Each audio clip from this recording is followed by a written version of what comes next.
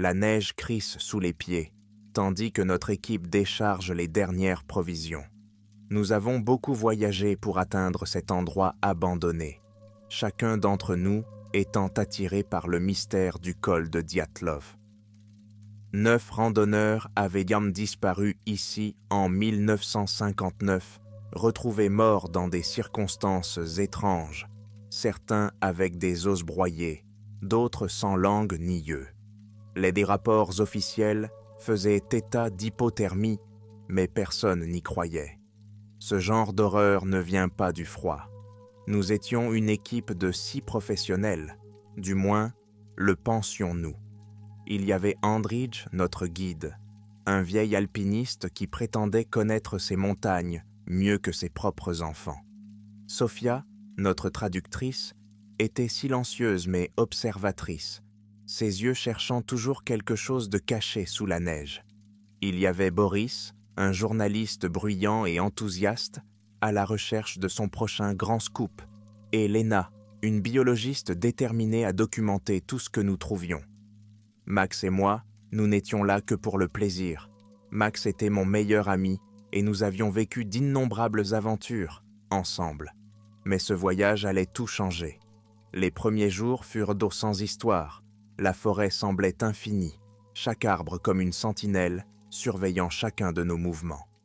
Nous avons installé notre campement dans une clairière, juste en dessous du col, prévoyant de faire l'ascension dans la matinée. L'air était épais, lourd d'un avertissement tacite. C'est Boris qui l'a remarqué en premier.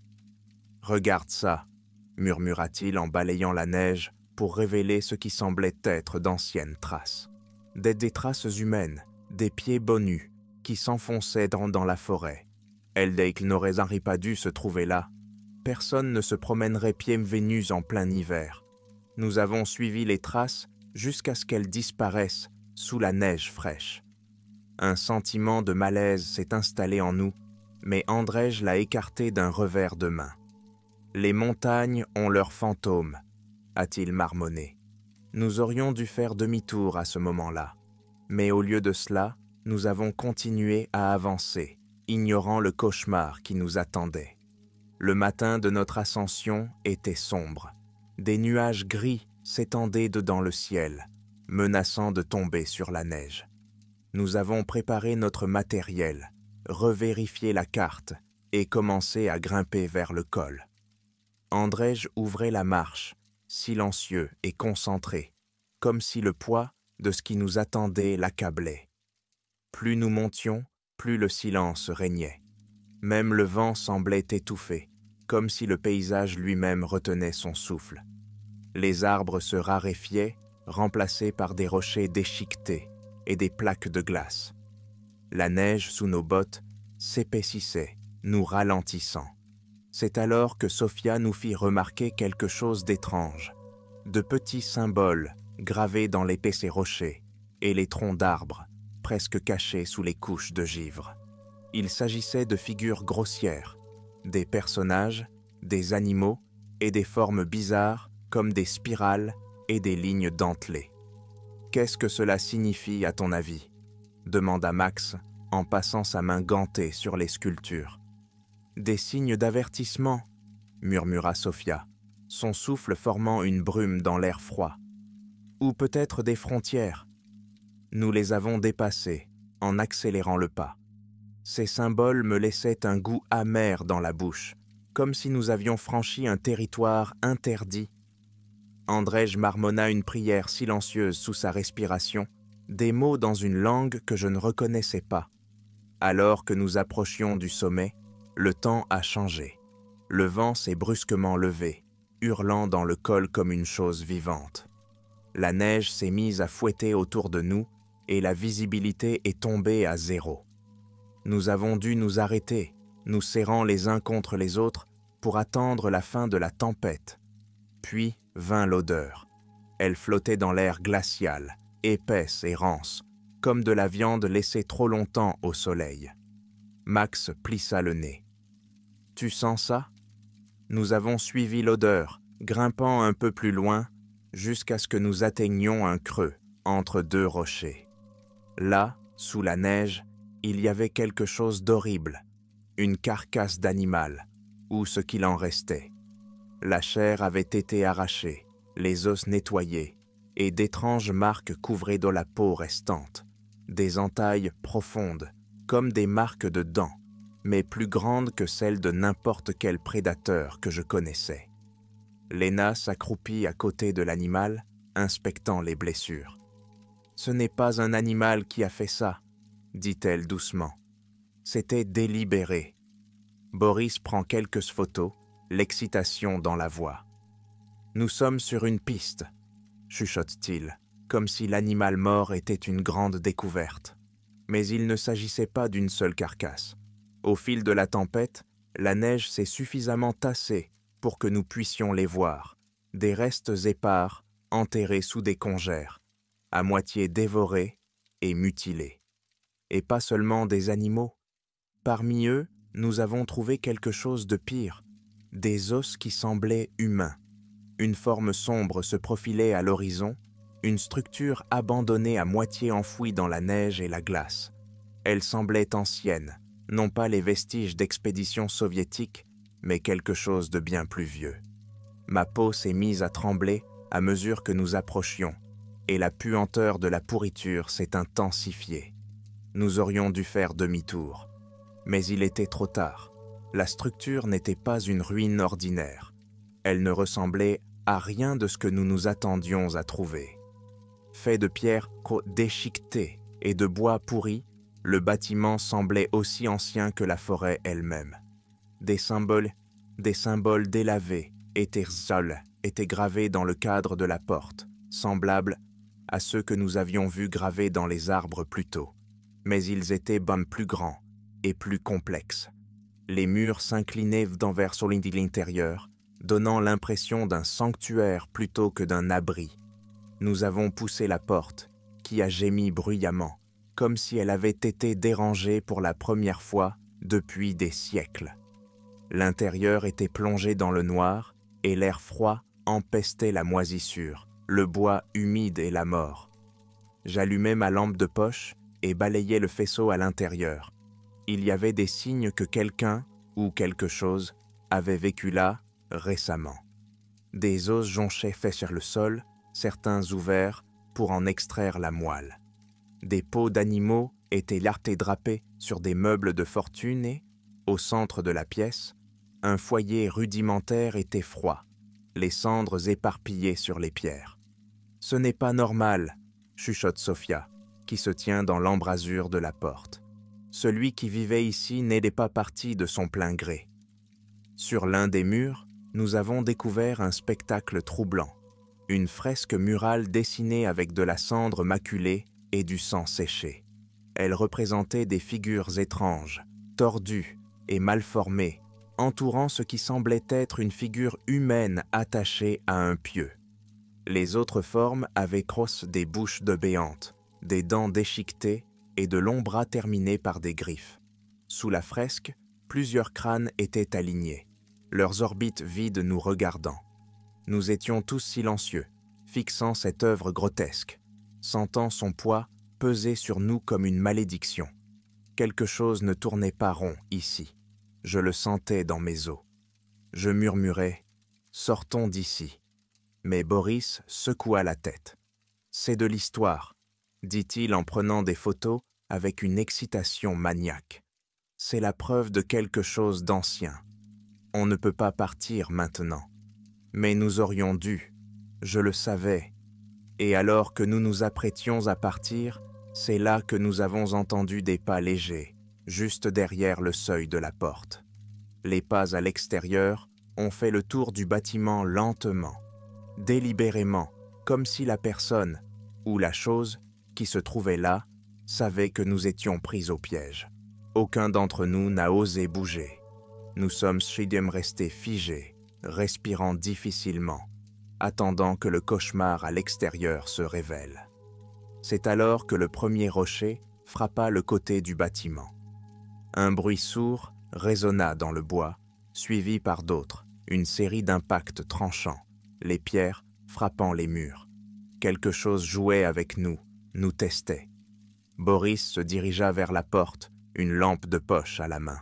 « Ils essaient juste de nous faire peur », murmura-t-il, comme si le fait de le dire à voix haute allait le rendre vrai. C'est alors que le premier cri a traversé l'air, un hurlement perçant, lointain, mais indubitablement humain. Sophia a sursauté, s'est agrippée à mon bras, les yeux écarquillés par la peur. Le cri s'éleva à nouveau, d'autres voix se joignirent à lui, se fondant en un chœur obsédant et inhumain qui emplit la nuit. Et puis, tout est devenu silencieux. Mon cœur battait la chamade dans ma poitrine, le silence m'oppressant plus fort que les cris ne l'auraient jamais fait. J'ai su à ce moment-là que nous n'étions pas seuls. Quelque chose d'ancien, de prédateur, était tapi dans l'obscurité, juste au-delà de la portée de nos lampes de poche. « Ils arrivent », chuchota Sophia, et je sus qu'elle avait raison. La porte s'est entr'ouverte en grinçant, et Boris a braqué sa lampe de poche dans l'entrebâillement. Le faisceau a capté quelque chose, un aperçu d'un visage tordu, la peau finement tendue sur les os, les yeux enfoncés dans des orbites creuses. Puis, il disparut, se glissant à nouveau dans l'ombre. Sans crier gare, la porte s'ouvrit avec un violent craquement, projetant Boris en arrière.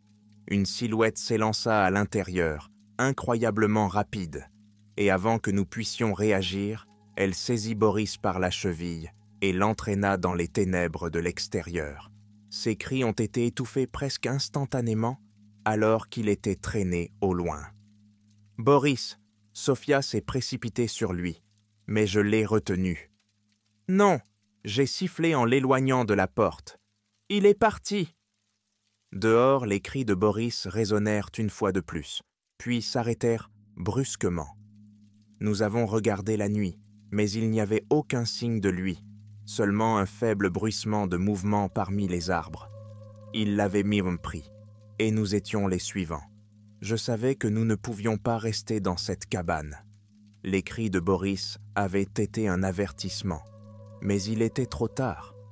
Les choses comme à l'extérieur attendaient, observaient, et ce n'était qu'une question de temps avant qu'elles ne viennent nous chercher. Nous avons pris nos sacs à dos et nous nous sommes précipités dans la forêt, espérant que la nuit couvrirait notre fuite. Sophia tremblait, sa respiration était superficielle et irrégulière. Je ne pouvais pas lui en vouloir. Je sentais la même peur m'envahir à chaque pas que nous faisions. La neige sous nos bottes crissait plus fort qu'elle ne l'aurait dû, trahissant chacun de nos mouvements. Mes yeux scrutaient la forêt, s'attendant à voir des silhouettes tordues se cacher derrière les pins. Mais les bois restaient immobiles, trop calmes. Après ce qui m'a semblé être des heures, nous sommes tombés sur une ouverture, une grande clairière bordée de rochers déchiquetés et d'arbres imposants. Au centre de cette clairière, à ma grande horreur, se trouvait ce qui ne pouvait être décrit que comme un lieu de massacre. Des corps étaient éparpillés sur la neige, les membres pliés à des angles impossibles, les vêtements déchiquetés, la peau pelée comme du papier. Le sang imprégnait le sol, assombrissant la neige en d'horribles taches.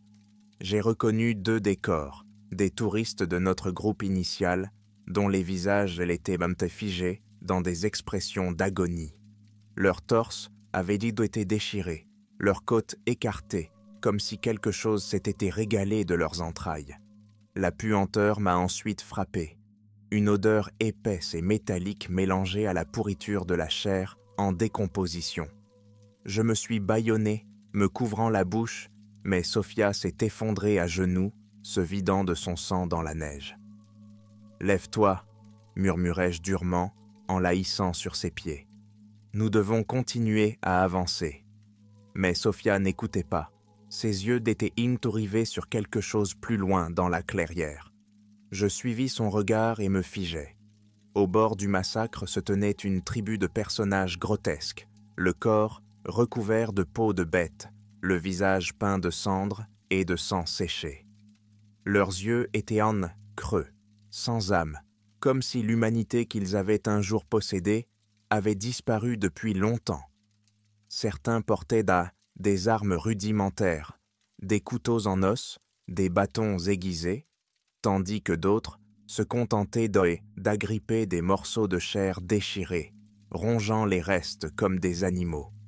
L'un d'eux nous a remarqués. Lentement, presque délibérément, il tourna la tête, fixant son regard mort sur le mien. « Nous devons partir », murmurai-je en tirant sur le bras de Sophia, mais elle resta figée sur place, paralysée par la terreur. Puis, dans un hurlement écœurant, ils chargèrent. Nous nous sommes élancés à travers la forêt, les branches niailes nous tailladant le visage, les cris des cannibales nous suivant de près. La neige nous ralentissait, chaque pas était un effort épuisant.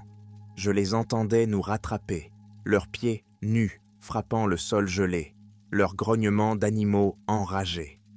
Sophia trébucha, tombant brutalement dans la neige. Je l'attrapai par le bras et la hissai sur ses pieds. Mais il était trop tard. L'un des cannibales était déjà sur nous, une silhouette imposante aux cheveux emmêlés et aux dents déchiquetées. Il s'est jeté sur Sophia, enfonçant ses ongles sales dans son épaule. Elle a crié, un son qui a traversé la nuit comme une lame. Dans un désespoir aveugle, j'ai donné un coup de piolet qui a touché le cannibale au visage.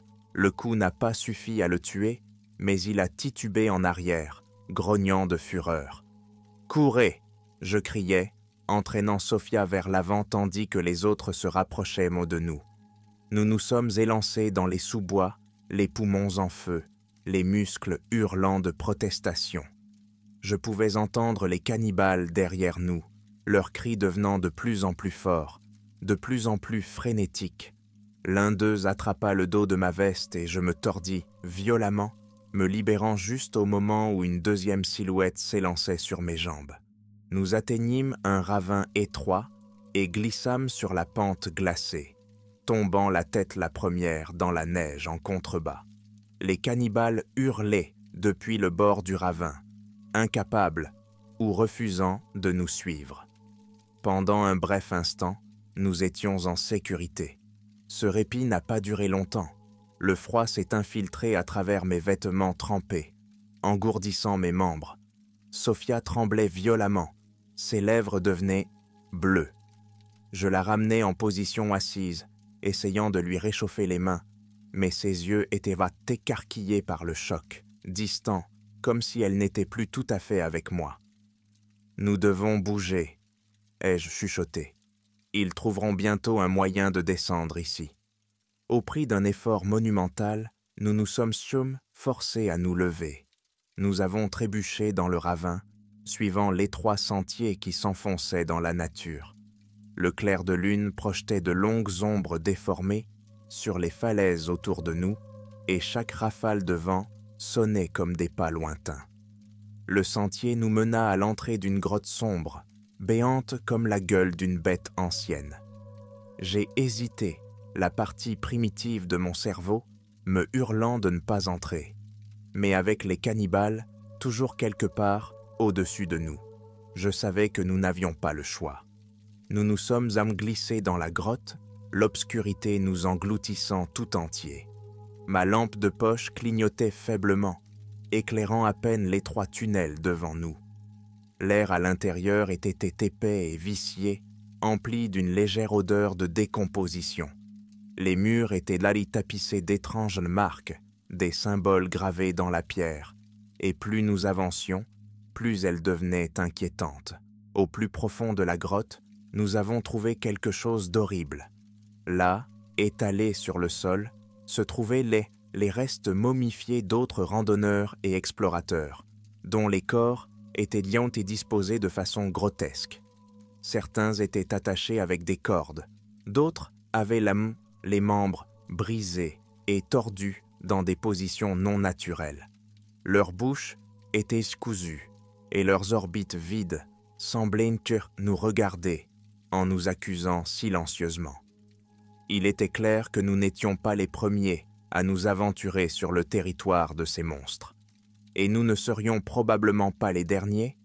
Alors que nous nous enfoncions dans la grotte, je l'entendis, des tambours douces rythmés venant de quelque part au loin.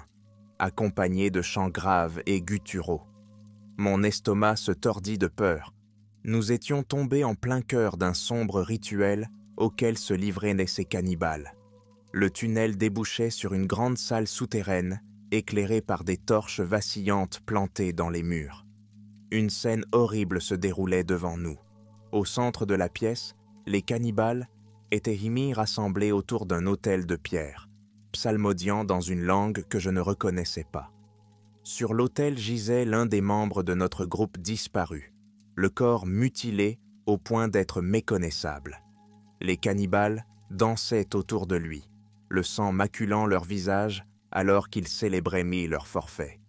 Sophia sursauta, et le son se répercuta dans la chambre. Les chants s'arrêtèrent instantanément. Toutes les têtes se sont tournées à l'unisson vers nous. « Nous devons fuir », murmurai-je, mais il était déjà trop tard. Les cannibales poussèrent un cri assourdissant et foncèrent vers nous, leurs visages tordus de rage.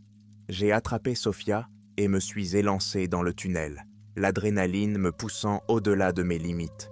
Ils étaient juste derrière nous, leurs griffes raclant les murs de pierre. Nous avons sprinté à l'aveuglette dans l'obscurité, le labyrinthe de tunnels se tordant et tournant sans qu'il n'y ait d'issue claire. Ma lampe de poche vacillait, menaçant de nous plonger dans le noir complet.